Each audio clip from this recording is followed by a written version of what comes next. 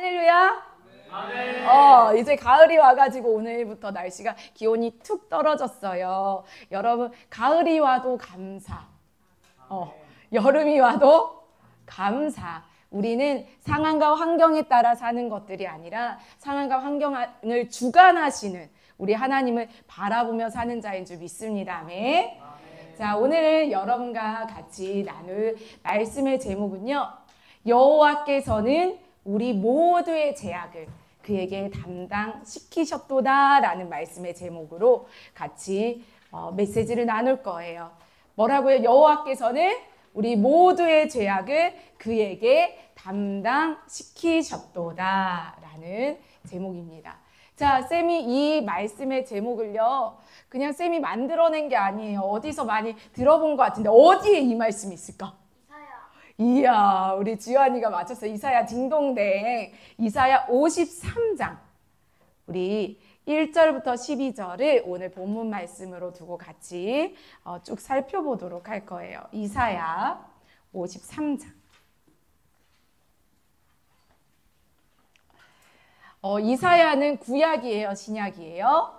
구약입니다. 근데 그 구약에서 꼭 구약에 있지 않은 분을 상세하게 묘사하고 있어요. 누구에 대해서 얘기하고 있을까요?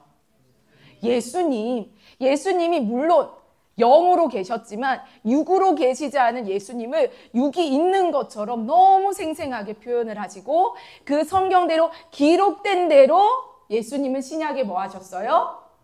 오셨어요. 그래서 우리가 정말 53장을 읽으면서 야, 이게 구약 성경 맞아? 의아할 정도로 여러분이 신약에서 똑같은 모습의 예수님이 그려질 거예요. 우리 1절부터 같이 읽어보도록 하겠습니다. 시작. 우리가 전한 것을 누가 믿었느냐? 여호와의 팔이 누구에게 나타났느냐? 그는 주 앞에서 자라난 이사야 53장.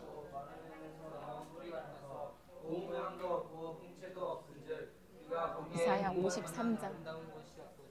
그는 메시지마다 하나님의 버림받았으며 상고를 만들었으며 질보를 하였느니라.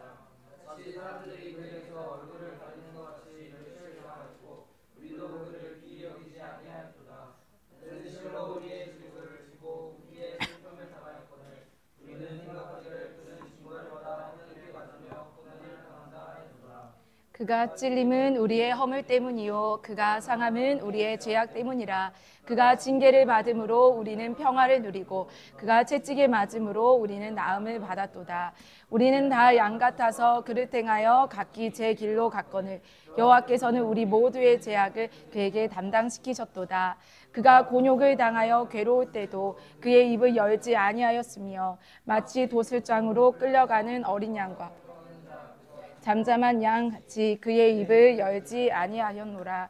그는 곤욕과 신문을 당하고 끌려갔으나 그가 살아있는 자들의 땅에서 끊어짐은 마땅히 형벌받은 내 백성의 허물 때문이라 하였으리요. 그는 강포를 행하지 아니하였고 그의 입에 거짓이 없었으나 그의 무덤이 악인들과 함께 있었으며 그가 죽은 후에 여호와께서 그에게 상함을 받게 하시기를 질고를 당하게 하셨은즉 그의 영혼을 드리기에 이르면 그가 씨를 보게 되며 그의 날은 길 것이요 또 그의 손으로 여호와께서 기뻐하신 뜻을 성취하리로다.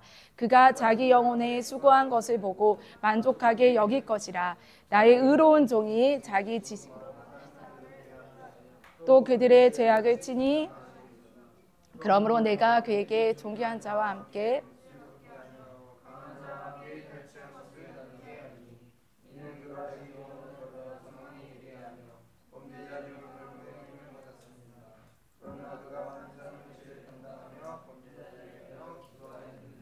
아멘.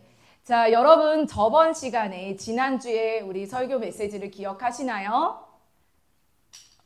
뚜루루. 자, 제목이 뭐였어요? 바리새인과 세리의 비유를 통해서 우리는 하나님이 우리에게 원하시는 건 무엇이라고 우리 배웠습니까? 하나님이 우리에게 원하시는 것은 율법을 다 지켜 하나도 빠짐없이 이게 아니라 우리와의 관계를 원하신다라는 걸 우리는 배웠습니다. 그래서 여러분, 우리는 오늘 하나님과 관계에 있기 때문에 이 자리에 모인 자예요. 아멘? 관계가 끊어진 자들은 이 자리 가운데 예배를 드릴 수 없어요. 우리는 하나님과 관계가 있기 때문에 예배 드릴 수 있는 자인 줄 믿습니다. 자, 여러분,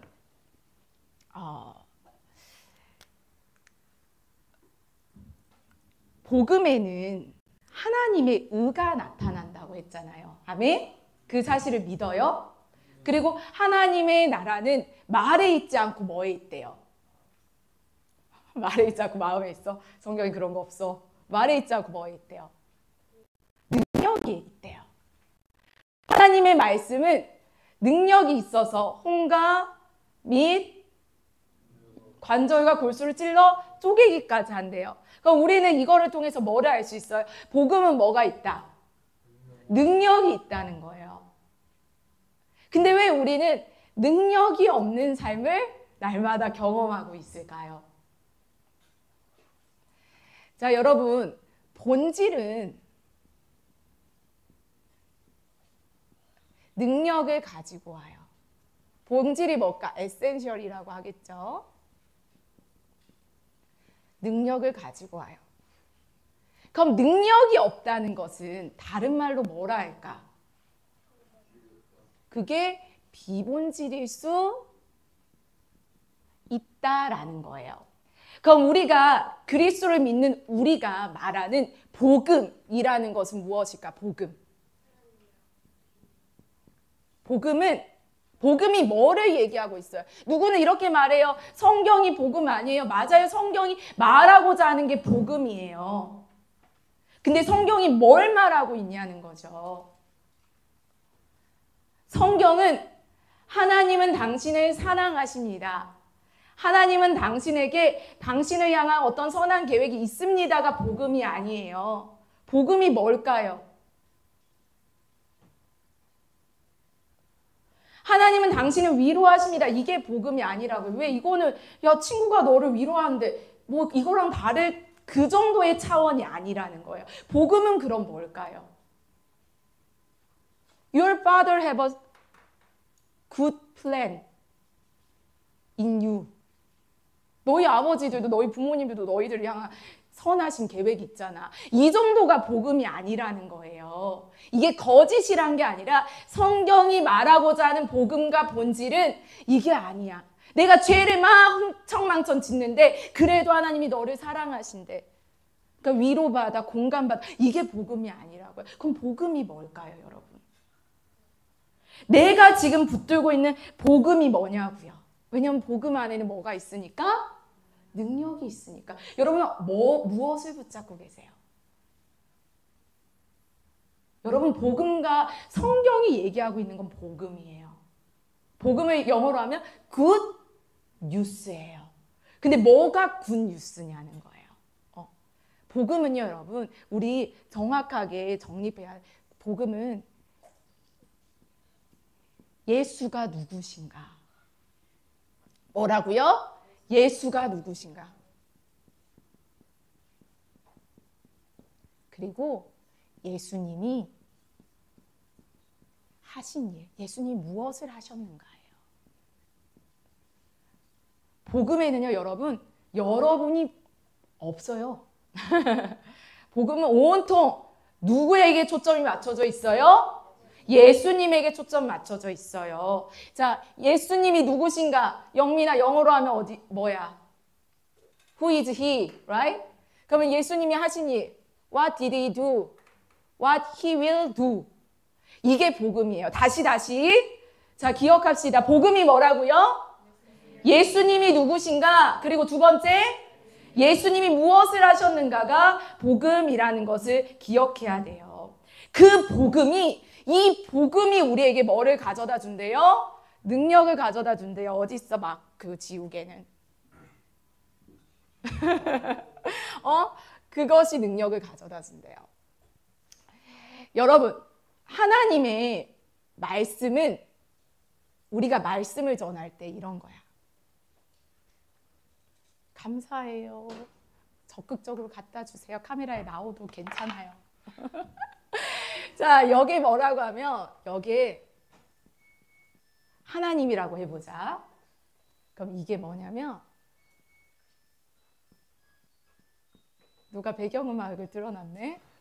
워드 오브 갓이에요. 워드 오브 갓이 뭐야? 하나님의 말씀. 뭐냐면 하나님의 말씀은 하나님과 분리가 될 수 없어.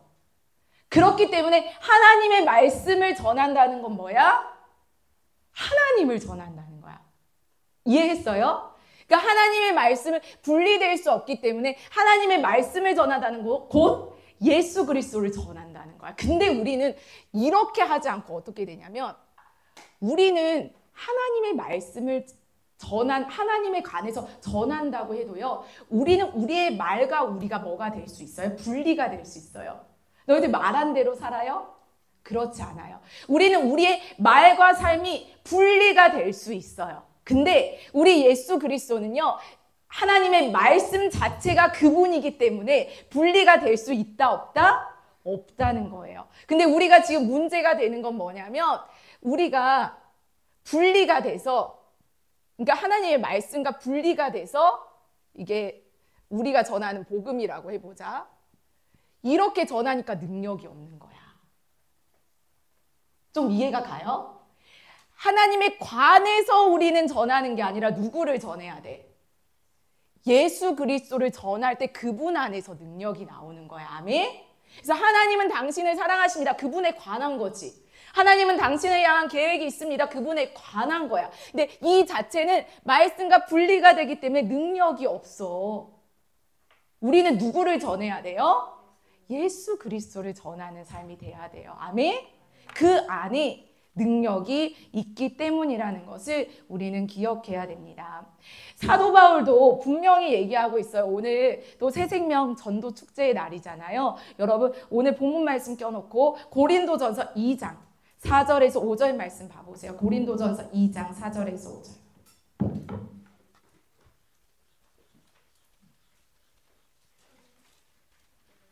아멘. 같이 읽어보겠습니다. 시작.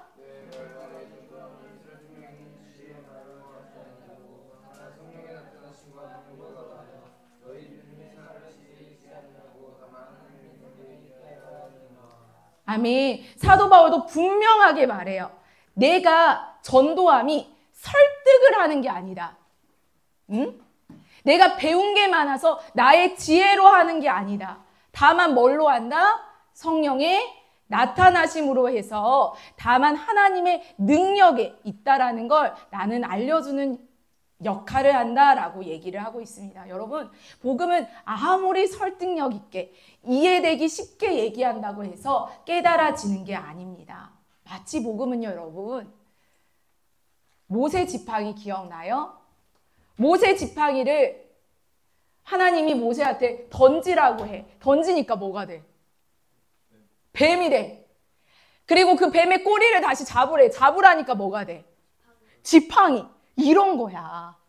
이성으로 이해되는 게 아니라는 거야. 하나님의 말씀대로 했더니 그렇게 이루어지는 게 뭐예요? 복음의 능력이라는 거예요. 그래서 여러분이 이 자리 가운데 예배의 자리에 특히 말씀을 듣는 자리에 여러분이 성경을 읽을 때 하나님 앞에 간구하는 건 뭐냐면 하나님 이해되게 해주세요. 쉽게 설명해 주세요. 이게 아니에요. 하나님 깨달아지게 해주세요. 성령의 능력으로 주님 깨달아지게 해주세요. 이 갈급함과 간구함으로 여러분이 이 자리에 오셨기를 축복합니다. 아멘? 아멘. 이 말도 안 되는 일이 믿어지는 게 복음의 능력이에요. 왜 성경 말씀은 전도의 전략을 이야기하지 않을까? 예수님이 바라시는 게 온 천하 만민이 예수님을 믿고 죽게 돌아오는 거지. 믿습니까? 근데 왜 성경에는 전도의 전략을 얘기하지 않을까? 예수님이 바라는 게 그거라며. 어떻게 하면 많은 사람들이 모이는지, 어떻게 하면 더 많은 사람들에게, 많은 사람들 내가 전도할 수 있는지 왜 전략을 얘기하지 않았을까? 어떤 사람은 이렇게 말해요. 그 당시에는 대부분의 사람들이 유대인이었고 하니까 성경 말씀을 많이 알았잖아요. 그러니까 굳이 말씀을 전할 전략 같은 게 필요하지 않았을까요? 이렇게 얘기하는 사람도 있어요. 근데 봅시다. 사도 바울도요, 이방인들에게 복음을 전할 때 이해되기 쉽게 뭐 다른 방법으로 전하지 않았어요. 똑같이 전했다는 거야. 왜 그랬을까요? 사도 바울도 이 복음의 능력은 자신이 어떤 지식을 얼만큼 가졌느냐가 중요한 게 아니라, IQ가 얼만큼 되느냐가 중요한 게 아니라, 자신의 힘이 아닌 복음의 능력에만 예수님을 알 수 있는, 예수님을 구주로 영접할 수 있는 힘이 복음에만 있다는 것을 본인도 경험했기 때문입니다. 아멘? 근데 우리가 일반적인 방식으로 이렇게 복음을 전하려고 해요. 어떻게 복음을 전해? 여러분 복음을 전하는 방식. 어떻게 복음을 전해요? 먼저 뭐를 전해요? problem, 문제를 먼저 얘기를 해. 너 문제 있잖아. 너 요새 힘들잖아. 근데 그 문제가 있어. 그 다음에 전도하려면 어떻게 해야 돼? 근데 솔루션이 있어. 뭐야? 해결책이 있어. 이렇게 얘기하는 거야. 그 해결책을 믿으면 뭐가 있어? 너한테 베네핏이 있어. 베네핏이 뭐야? 너한테 오는 이익이 있어. 그러니까 설득하는 거야. 너 문제가 있지? 근데 이 문제를 솔루션, 해결해 줄 수 있어. 그리고 그거에 대한 어떤 유익이 있어. 이익이 있어. 그러니까 믿어. 라고 저도 전했었어요. 근데 여기에는 중요한 게 뭐냐면 problem, solution, benefit은 모든 게 포커스 온 누구야? 누구한테 초점이 맞춰져 있을까? 나야. 나의 문제가 무엇인가? 나의 해결책은 뭐니까? 그러니까 나한테 오는 유익이 무엇인가를 얘기하고 있는 게 뭐예요? 일반적으로 사람들이 생각하는 복음의 방식이고요. 일반적으로 사람들이 광고하는 방식이기도 해요. 세상 사람들이 어떤 프로덕트, 제품을 팔 때도 어떻게 해요? 당신 이런 문제 있죠? 탈모 있죠? 이 샴푸 쓰세요. 그럼 머리가 많이 생길 거예요. 당신 살 많이 찌죠? 이거 먹으세요. 그러면은 홀쭉하게 될 거예요. 요새 유튜브를 보면은 다 광고가 그러더라고요. 키 안 커요? 이거 먹으세요. 몇 달 만에 키 커요. 요즘은 이런 광고더라고. 4kg 정도 뺄 것 같으면 먹지 마세요. 뭐 10몇 킬로 뺄 것 같으면 드세요. 막 이런 광고도 있더라고. 그러니까 어떻게 하냐면 나한테 사람들은 포커스온이 되니까 얼마나 나한테 유익된가 이것들을 바라보게 하는 게 일반적인 사람들이 그냥 무언가를 전하는 방식이 이 방식이에요. 근데 여러분, 복음은 이해되고 납득돼서 믿는 것이 아닙니다. 예수님이 그랬다면 십자가에 달려 돌아가시기 전 제자들을 모아가지고 뭐를 했을 거야? 전략 회의를 했을 거야. 야, 나 이제 곧 죽는다. 근데 죽었을 때 이런 반응들이 사람들이 올 거야. 근데 굴하지 말고 너희들은 그때 이 사람들을 모아가지고 이렇게 전도해. 너는 저기 가고 넌 저기 가고 넌 저기 가고 그러면 빠른 시일 내가 돌아올게. 이렇게 하지 않았다는 거야. 근데 예수님께서 십자가에 달려 돌아가시기 전 뭐를 했는지를 생각해봐. 십자가에 달려 돌아가시기 전 마지막에 제자가 했던 거 뭐야? 성찬식이었어. 마지막으로 했던 게 뭐였다고요? 성만찬을 했었어요. 알고 있죠? 성만찬을 했어요. 그럼 여기서 궁금한 거야. 왜 예수님은 지금 달려 돌아가시기 전이야? 그럼 빨리 막 어떤 대책을 세워야 되나? 솔루션을 얘기해야 되잖아. 그리고 그 솔루션을 건너면 베네핏을 막 얘기를 해줘야 되잖아. 그래야지 제자들이 어떤 걸 붙들고 이게 나한테 유익되니까 그래 이것만 좀만 참으면 돼. 그래서 제자들이 믿음을 잃어버리지 않게 하셔야 되잖아. 근데 왜 예수님은 지금 죽기 직전인데 지금 군대들이 오고 있는데 왜 전략회의는 안 하고 뭐 하고 있어? 성만찬을 하고 있냐고. 어떻게 생각하세요, 여러분? 예수님 정말 비효율적인 삶을 사시지 않아요? 영민아, 왜 그랬을까? 여러분, 성만찬의 의미가 뭐예요? 여러분, 성만찬 하시잖아요. 성만찬의 의미가 뭐예요? 저녁 시간에 좀 배고팠는데 떡도 좀 먹고 포도주도 좀 먹고, 그래서 점심시간 먹을 거를 조금 견뎌내는 용도인가요? 성만찬의 의미가 뭐예요? 예수님의 피와 살과 그걸 먹어서 뭐 하는 거야? 하나 되는 거야. 여러분, 누가복음 22장 20절 봐보세요. 성만찬의 의미에 대해서 나와요. 누가복음 22장 20절.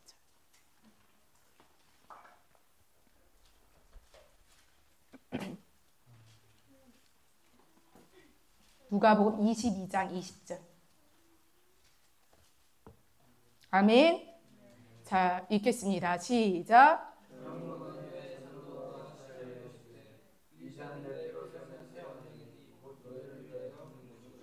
여러분, 성만찬이 뭐라고 해요?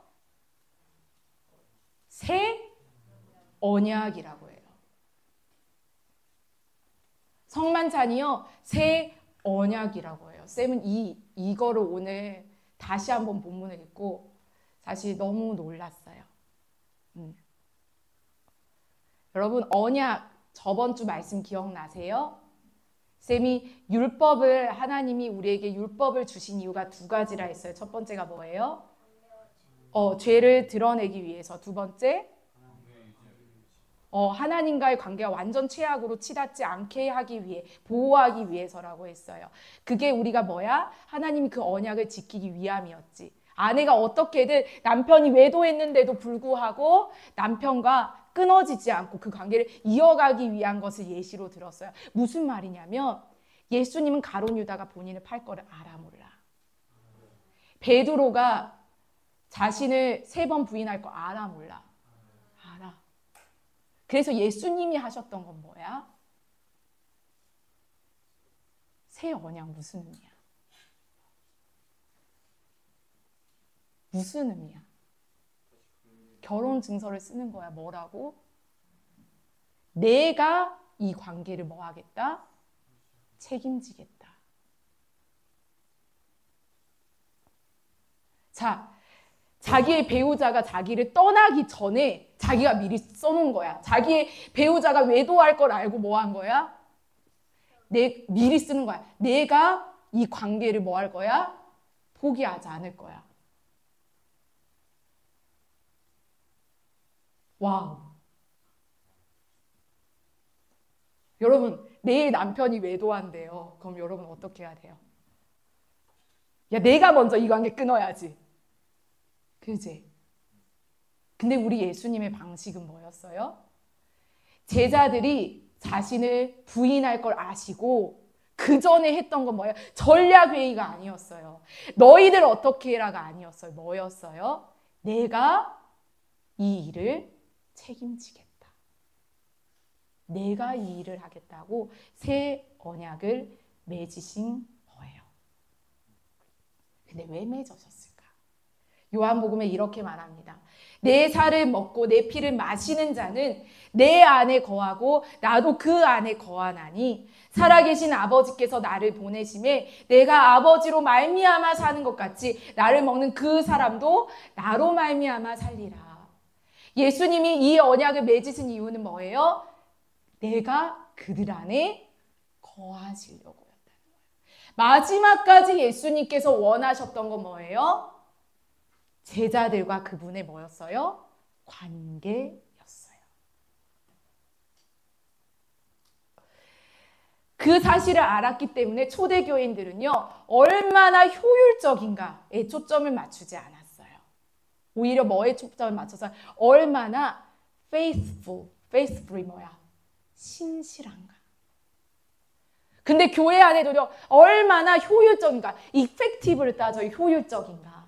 근데 하나님이 우리에게 요구하시는 거는 너가 얼마나 효율적으로 해가지고 많은 일들을 했냐, 큰 일들을 했냐, 사람들이 보기에 그걸 얘기하는 게 아니에요. 하나님은 얼마나 여러분이 신실한 종인가. 예수님 하나님 앞에 섰을 때 듣게 되는 칭찬이 뭐라고 그래요? 잘하였도다, 착하고 충성되니 뭐예요? faithful이에요. 그렇다면 여러분, 성경에서 말하는 하나님이 말하는 큰 일은 우리가 생각하는 미개 아닐 수 있다라는 거예요. 이해가 돼요? 하나님께서 영혼을 구원하라는 게 넘버를 얘기하는 게 아닐 수 있다는 거예요.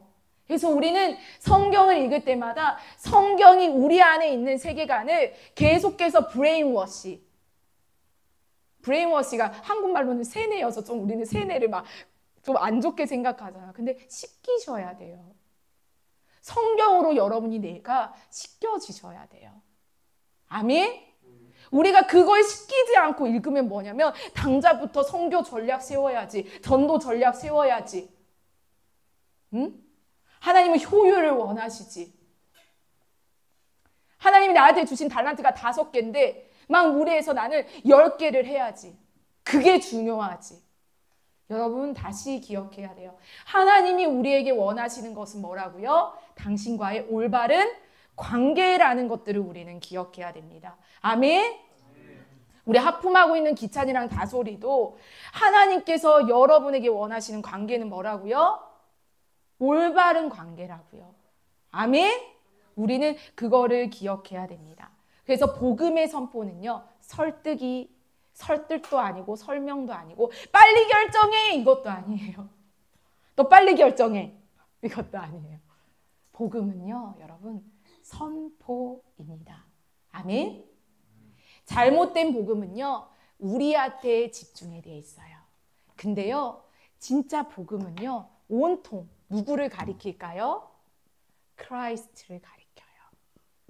그리스도를 가리킨다는 거 여러분이 기억해야 돼요. 다른 말로 하면 내가 지금 하나님과 바른 관계를 맺고 있는가, 이거는 내가 지금 그리스도에게 집중하고 있나? 내가 성경을 바르게 읽고 있다는 거, 내가 성경을 읽으면 읽을수록 그리스도께 초점을 맞추고 있나? 잘못 성경을 읽는 것도 뭐예요? 더 자기 연민에 빠져, 성경을 읽을수록. 찬양도요, 잘 부르고 있다는 건 뭐야? 문제가 있어, 어려워, 상황이 그래. 그래도 내가 찬양 부르면서 다시, 그래, 나의 소망은 그리스도지. 응? 나의 희망은 그리스도지. 이게 하나님께 올려드리는 찬양이에요. 근데 찬양을 부르면 부를수록 나는 왜 그럴까? 나 힘들지, 하나님은 알아주시지. 나나. 이렇게 되고 있으면 여러분, 올바른 찬양이 아니라는 거예요. 그래서 무슨 찬양을 부르는가도 중요하지만 더 중요한 건 내가 어떤 마음으로 하나님께 예배와 찬양과 기도와 말씀을 올려드리느냐가 중요하다는 거예요. 그거에 대한 진단이 뭐라고요, 여러분? 내가 그리스도께 점점 초점을 맞추고 있는가라는 거예요. 누군가는 열심을 내는데 더 자기 연민에 빠져. 열심히 할수록. 왜 내가 열심히 했는데 결과가 안 나오지? 왜 내가 열심히 했는데 쟤보다 그러지? 하나님은 나를 사랑하지 않나? 하나님은 선하신 계획이 있다고 하는데 뭐지? 근데 그리스도께 초점을 맞추면요, 아, 하나님은 이 상황도 사용하시는 분이지. 이 일도 하나님이 자신의 영광을 나타내기 위함이지. 내가 하나님을 완전히 이해할 수 없지만 이 모든 상황을 통해서 하나님은 반드시 자기의 일을 행하시겠지. 내가 할 것 충성이지. 이런 거예요. 공부하는 학생들도 마찬가지예요. 내가 열심히 공부하면 내가 원하는 결과가 나오지 않을까가 아니라 나는 충성하는 거야. 그리고 그건 그리스도께 영광이 되는 거라는 걸 기억해야 됩니다. 예수가 어떤 분이신지를 보게 되면 내가 누구인지 그때서야 제대로 깨닫게 되고, 그리고 다시 이런 나를 사랑하신 예수 그리스도의 그 구원의 은혜에 감격할 수밖에 없는 삶을 살아가게 됩니다. 초대교회 교인들은요, 제대로 된 교육을 받지 못했지만 복음을 선포하는 것이 얼마나 힘이 있는지를 알았습니다. 그래서 우리 여러분, 복음이 선포될 때에 그걸 받으세요. 아멘. 그리고 그 위에 서세요. 그리고 그 위에 집을 지으시는 여러분이 되기를 소망합니다. 아멘. 자, 율법을 통해서 하나님께 나아갈 수 있는 게 아니다. 창세기부터 지금까지 하나님은 은혜로 우리를 이끌어 오셨다는 것을 여러분이 기억하시기를 소망합니다. 아멘. 자, 고린도후서 4장 7절 한번 보겠습니다.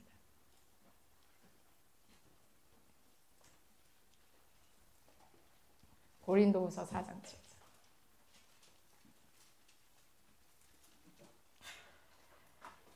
자, 시작.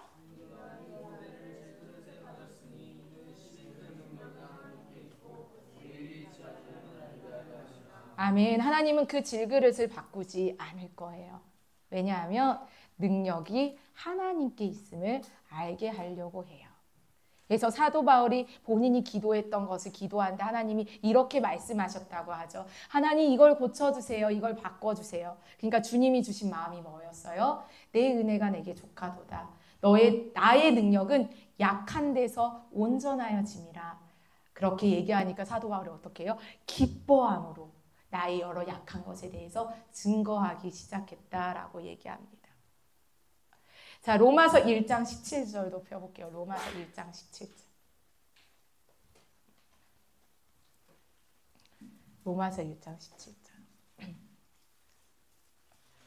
자, 시작.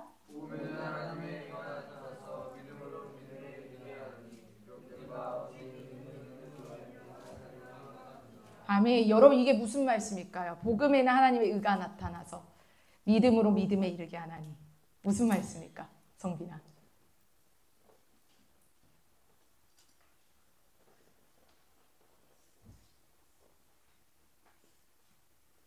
복음에는 하나님의 의가 나타나서 믿음으로 믿음에 이르게 하나니. 은결아 무슨 말씀일까?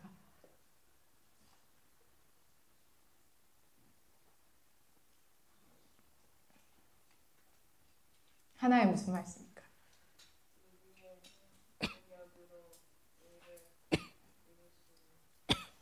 믿음에서 믿음에는 뭐야?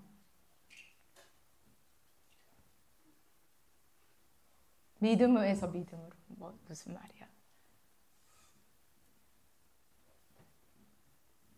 왜냐면 믿음으로 말미암아 살라고 했잖아. 믿음에서 믿음, 그 믿음이 말하는 믿음이 뭔지를 알아야 살지. 조선어 성경에는 이렇게 나와 있더라고요. 이해되기 쉽게 나와 있어서 여러분에게 읽어줄게요. 복음은 하나님께서 인간을 당신과 올바른 관계에 놓아주시는 길을 보여주십니다. 인간은 오직 믿음을 통해서 하나님과 올바른 관계를 가지게 됩니다. 성경에도 믿음을 통해서 하나님과 올바른 관계를 가지게 된 사람은 살 것이다 라고 하지 않았습니까? 이렇게 번역이 되어 있어요. 믿음에서 믿음에게는 뭐냐면 내가 하나님을 붙잡는 믿음에서 이제 그 믿음이 누구의 믿음이야? 예수 그리스도의 믿음으로 산다는 거야. 내가 믿을 때, 그분을 믿을 때 예수님의 믿음이 나에게 뭐가 된다는 거야? 전가가 된다라는 것을 의미합니다. 그래서 오늘은 그 하나님과의 올바른 관계를 맺기 위해서 하나님께서 우리에게 주셨던 희생 제도에 대해서 같이 살펴봤으면 좋겠어요. 근데 벌써 시간이 이렇게 돼버렸네요. 자, 여러분 하나님이 왜 동물 희생 제도를 만들었을까요? 응? 목적이 뭘까? 하나님이 희생 제도, 그러니까 동물을 죽여서 제사를 드리는 그 제도를 만든 목적이 뭘까요? 만든 목적. 앞으로 오실 예수님을 나타내기 위해서. 그럼 앞으로 오실 예수님이 어떤 걸 나타내기 위해서일까? 왜 예수님이 동물의 희생 제도를 구약 성경에 보면 주셨을까?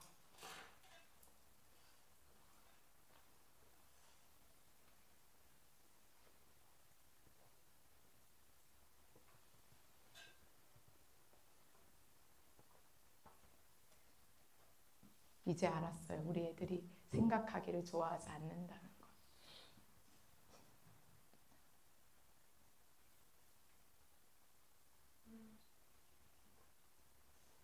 이제 생각해야 돼요. 왜 주셨을까?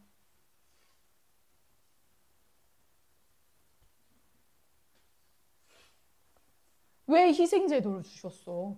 왜 제사를 드리게 했어?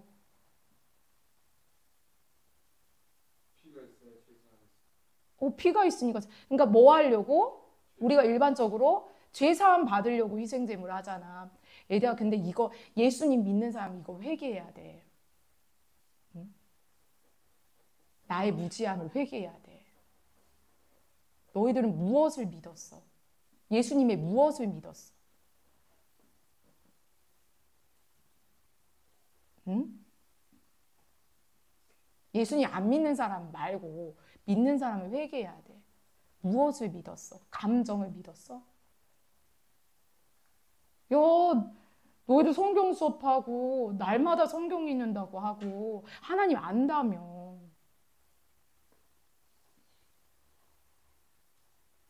그러니까 시간 좀 빼주면 안 되냐며.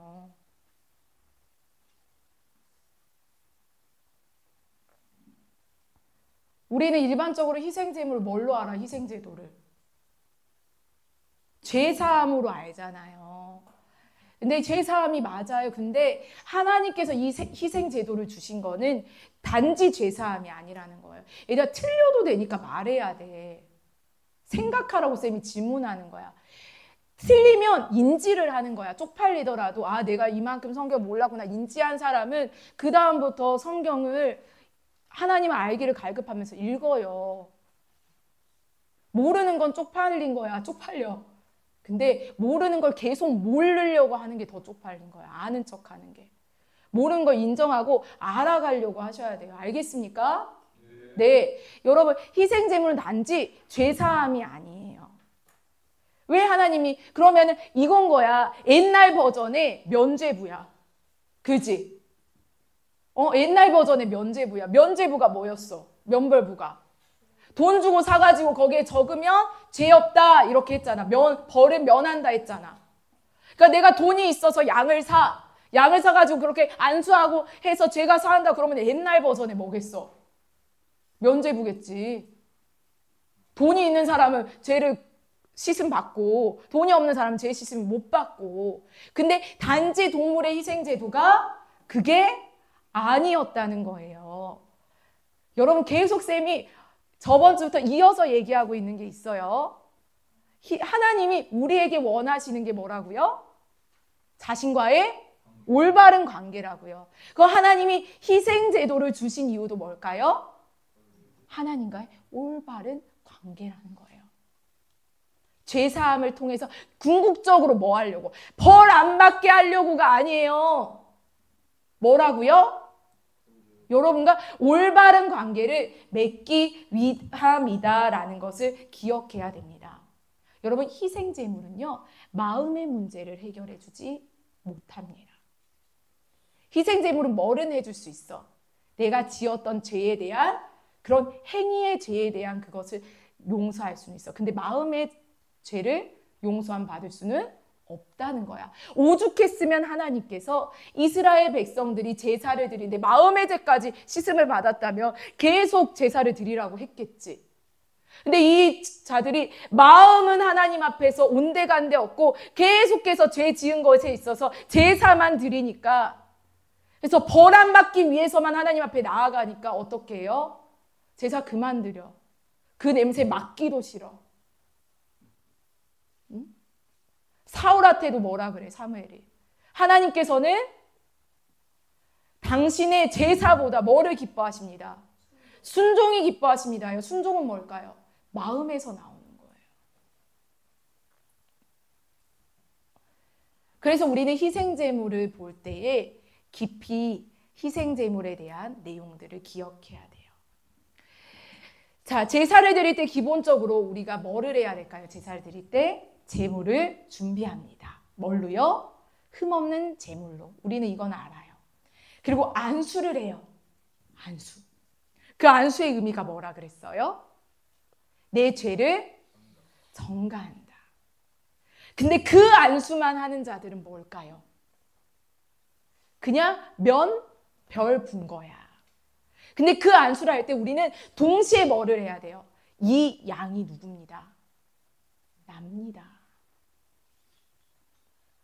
내가 죽어야 됩니다. 그러니까 그 흠 없는 어린 양을 봤을 때 여러분 이 감정이 아니야. 아싸 쟤 이제 씻음 받으시다. 하나님한테 벌 안 받는다. 전가합니다. 기도하고 아싸 이제 구원받다. 이게 아니야. 뭐냐면 내 죄값으로 오늘도 죄 없는 어린 양이 죽구나. 응? 나는 오늘도 살인을 저질러야만 내 죄가 씻김 받구나.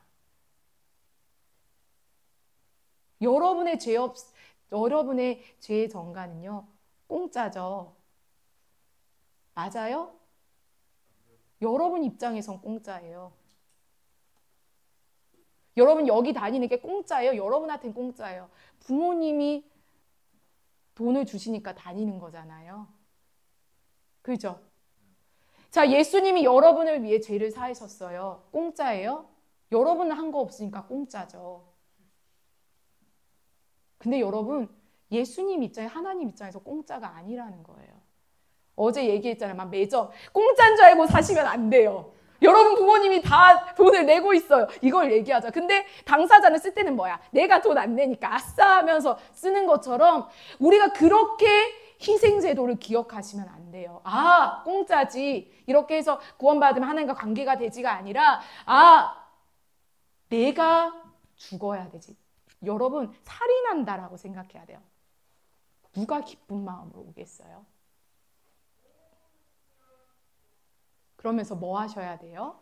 안수하면서 내 죄를 뼛속 깊이 인정하고 나아가는 게 안수의 의미예요.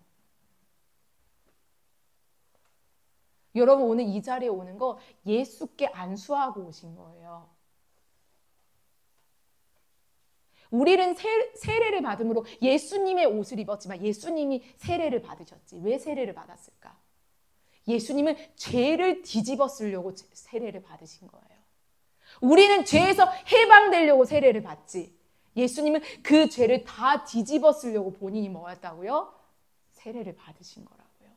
여러분 이 자리에 오실 때 그냥 오시지 않았어요. 오늘도 예수님께 내 죄를, 그러니까 예수님을 죽이면서 오신 거예요. 그걸 기억해야 돼요.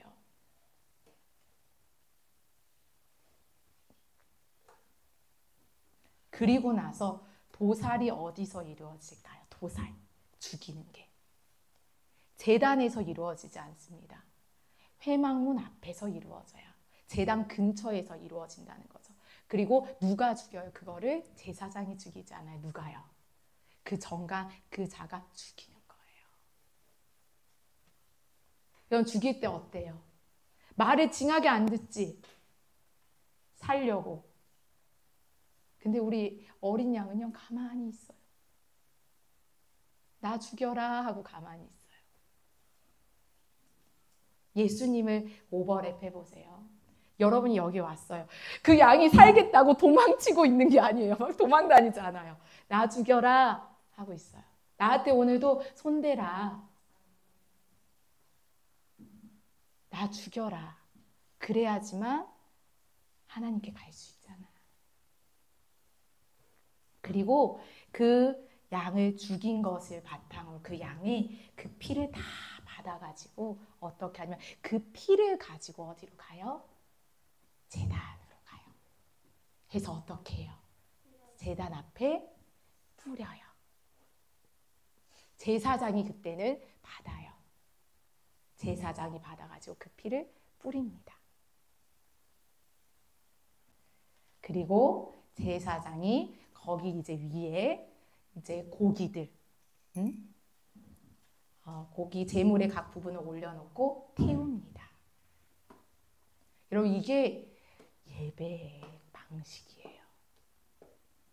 근데 이 모든 것들이 우리는 예수 그리스도가 오심으로 어떻게 됐어요? 휘장이 찢어졌잖아요. 그 의미가 뭐야? 예수 그리스도를 통해서 이 과정이 예수 그리스도로 그러니까 압축이 된 거야. 없어진 게 아니라 이 과정을 다 누가 하신다는 거야? 예수님이 하신다는 거야. 없어진 게 아니라는 거지. 그래서 오늘 여러분 보는 이사야서 25장, 이사야서 53장을 보세요.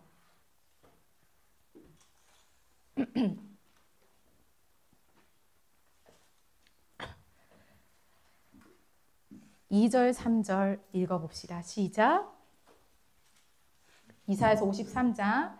그는 주 앞에서 자라나기를 연한 순 같고 마른 땅에서 나온 뿌리 같아서 고운 모양도 없고 풍채도 없은즉 우리가 보기에 흠모할 만한 아름다운 것이 없도다. 그는 멸시를 받아 사람들에게 버림받았으며 강고를 많이 겪었으며 질고를 아는 자라.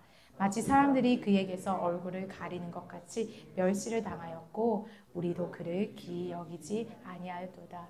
아멘. 여러분, 여기에 사람들에요, 여러분 이름이 들어가야 돼요. 우리는 이 이야기를 읽으면서 어떻게 예수님한테 그럴 수 있어? 라고 얘기하는 게 아니라 내가 그랬구나를 우리는 봐야 되는 거예요. 내가 예수님을 멸시했고 내가 예수님을 귀히 여기지 않았구나. 그러면서 뭐라 하냐면 4절에 그는 실로 우리의 질고를 지고 우리의 슬픔을 당하였거늘 우리는 생각하기를 그는 징벌을 받아 하나님께 받으며 고난을 당한다 하였노라. 자, 우리의 질고를 지고 갔는데 우리는 뭐라고 했다고요? 그분이 하나님께 징벌을 받아 맞고 고난 당하는 거야. 나 때문이 아니야. 이렇게 했다는 거예요. 자, 5절, 6절 읽어봅시다. 시작.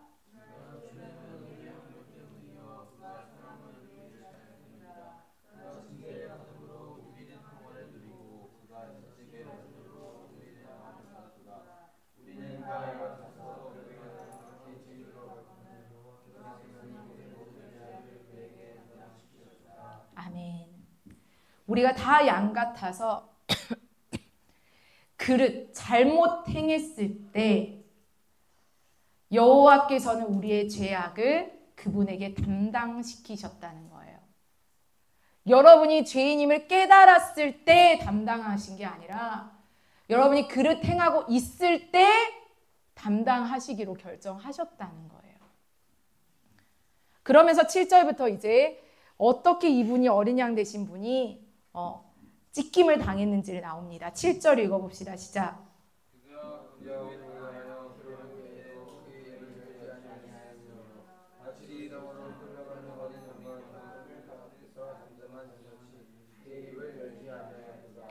그는 곤욕과 신문을 당하고 끌려갔으나 그 세대 중에 누가 생각하기를 그가 살아있는 자들의 땅에서 끊어짐은 마땅히 형벌을 받은 내 백성의 허물 때문이라 하였으리요. 그는 강포를 행하지 아니하였고 그의 입에 거짓이 없었으나 그의 무덤이 악인들과 함께 있었으며 그가 죽은 후에 부자와 함께 있었도다. 아멘.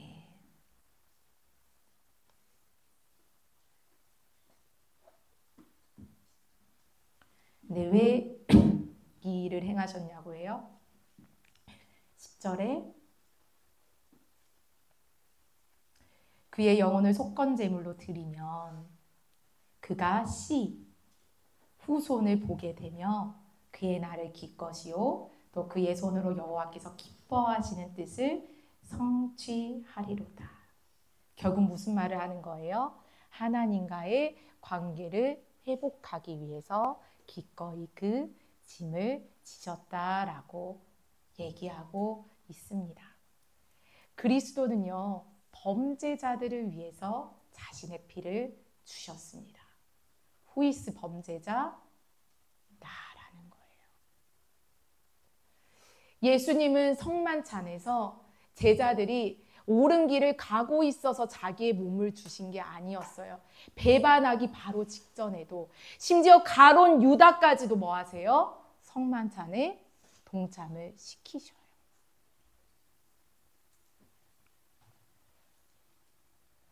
하나님의 사랑의 부족함이 가룟 유다의 결말이 아니라 하나님의 은혜와 사랑을 경험했음에도 불구하고 그거를 반응하지 않고 받아들이지 않는 자가 하나님과의 관계가 끊기게 되는 거지. 여러분의 행위와 노력 때문에 주님 앞에 나아갈 수 없다는 사실을 여러분 처저히 인정할 수 있는 은혜가 여러분에게 부어지기를 소망합니다. 아멘. 우리가 예수님께 손을 얹고 그분이 돌아가심으로 죄를 용서받았다는 거예요. 시온아 안녕, 얼른 와.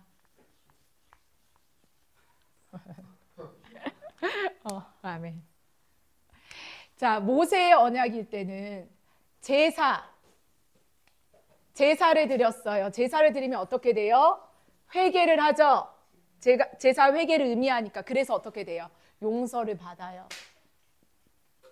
맞나요?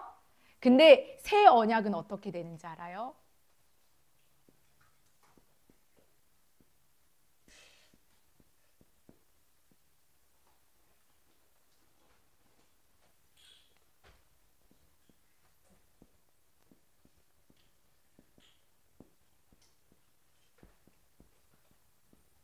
반대예요. 모세의 언약은 첫 번째였는데요. 새 언약 예수님이 맞은 건 뭐였어요? 이렇게 돼요. 용서하시기로 정하셨어요. 용서하시기로 베드로야 너가 3번 부인 안 하면 용서해 줄게가 아니라 베드로를 용서하기로 정하셨어요. 사랑하시기로 정하셨다는 거야. 그래서 하나님이 회개의 영을 부어주세요. 스가랴서에 내가 그 영을 너에게 부어주리니 그래서 회개하게 돼요. 그래서 제사 드릴 수 있게 되는 거예요. 이게 뭐예요? 새 언약이에요. 여러분이 회개했다고 생각하시면 안 돼요. 회개의 영을 부어주신 거예요. 그래서 그게 은혜라는 거예요. 그럼 우리는 그걸 어떻게 반응해야 될까요? 아, 내가 한 게 없구나.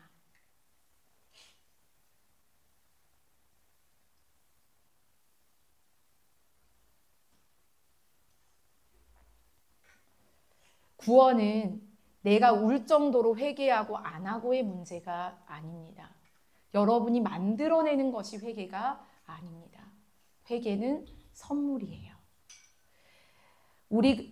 우리가 용서를 받고 그 용서가 회개로 이끈다는 걸 여러분 기억하세요. 내가 얼마나 큰 죄를 용서함을 받았는지를 깨달을 때 회개가 나오는 거지 회개를 해서 용서가 되는 게 아니라는 것을 여러분 기억해야 됩니다. 이게 복음이에요.